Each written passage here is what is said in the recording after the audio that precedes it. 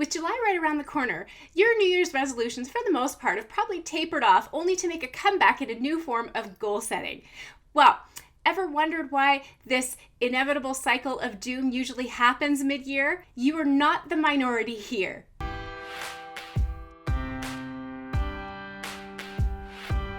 Many people from all over the world and from all eras have struggled with this. Even Marcus Aurelius himself struggled with habits. Many people have written books on this issue and have dissected it, but none have come close to what I believe is James Clear's best book, Atomic Habits. I absolutely love this book.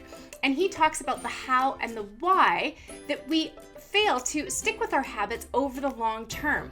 And so today, I want to help you to develop a daily routine that doesn't last for one day or 1 week, but that sticks with you over time. Generally speaking, the reason why you failed to stick with your habits is that you've set expectations that are unrealistic to be met on a daily basis. And when we're in that moment of passion and we really want to do something, it is common to shoot for the moon and to look at the end goal. But let's look at 3 reasons why you might have failed to stick with your habits and routines after 1 week. The first reason why you might have failed to stick with your habits long term is that you started too big. Possibly you wanted to go to the gym for 2 hours every day, stick with that, and then in the afternoon, learn all of those musical instruments that you've wanted to play over your lifetime while simultaneously working a full-time job. That is just too much. The second reason why you might have failed to stick with your habits and routines after 1 week is that it was too difficult. So the habit that you tried is too demanding on a consistent basis without smaller increments leading to the harder parts. And then you probably have a tough time sticking with it.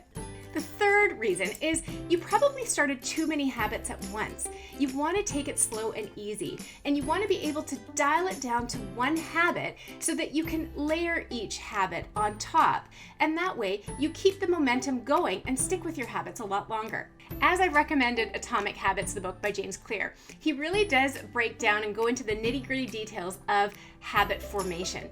And although it is a great book to read and analyze, I'm going to share with you and break down the crux of his argument into 3 lessons. So really quickly, these 3 lessons are: 1, hone down the habit loop. We know all habits have a cue, craving, response, and reward. And so if you want to start a habit, then it's important to ensure that this loop can be applied.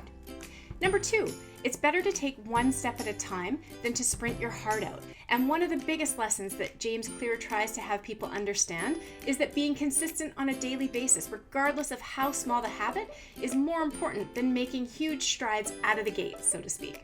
And number 3, pair habits together. It's important to start with 1 small habit, and this habit should be relatively easy, but should have a great effect on your life. And once you've mastered being consistent with that habit, and it's become like second nature, you can start with the second habit, and it should be paired with the first one. If you're wanting to obtain more information and examples on how to apply better habits and include those into your life, then you're going to want to go to my website at www.amanda-desilva.com and click on the newsletter. Sign up for my Mindset Mondays, because I will send you more examples in the newsletter and other links and other freebies. And if you're looking to elevate your life to another level, then I want to work with you one-on-one in coaching. And so you can check that out on my website as well and sign up today. Success habits are going to change who you are for the better. So you want to make sure that you have a process and a plan that's going to trigger those habits into your life. And here is a 5-step actionable plan for you to cultivate your becoming through habits. Grab your journal or a pen and paper and write down these next 5 steps. Step 1, set goals and habits as soon as possible. Step 2, make your habits easy to do. Step 3, master 1 habit at a time. Step 4, enable your habits. And step 5, reward and repeat. Step 1, set your goals as soon as possible. Don't wait for the New Year's resolutions to roll around or the New Year's ball to drop on January 1st. Set 3 to 5 goals now. And then break them down on how you're actually going to set these habits in order to achieve those goals. Step 2, is make your habits easy to do.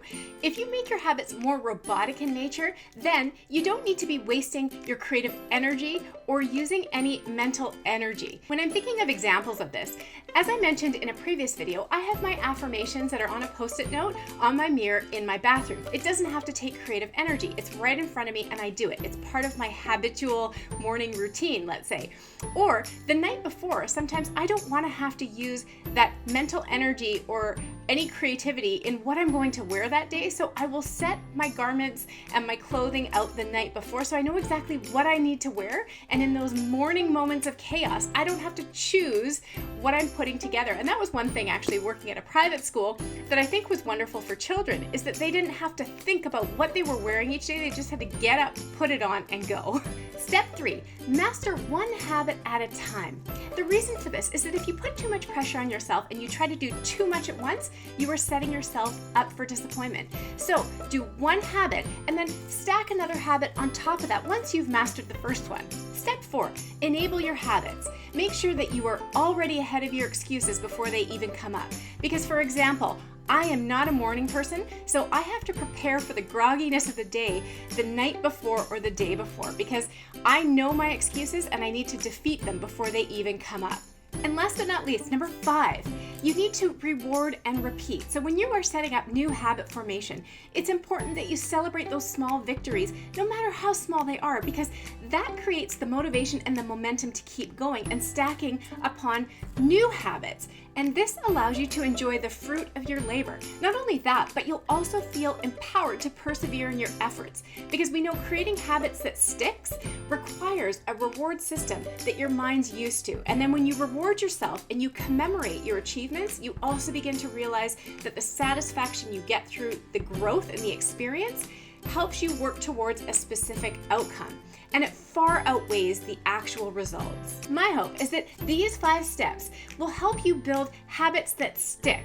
And although you will set standards for yourself, some too big, some too high, and you won't always achieve everything, it's the journey and the process that counts, that you're making an effort. And don't beat yourself up if you don't hit a specific goal, but always remember to persevere and reward yourself for the little things that you have achieved. If you love this Mindset Monday video, I would love if you could click subscribe below so you're subscribed to my YouTube channel, and please share a lovely positive comment if this has affected your life in a positive way.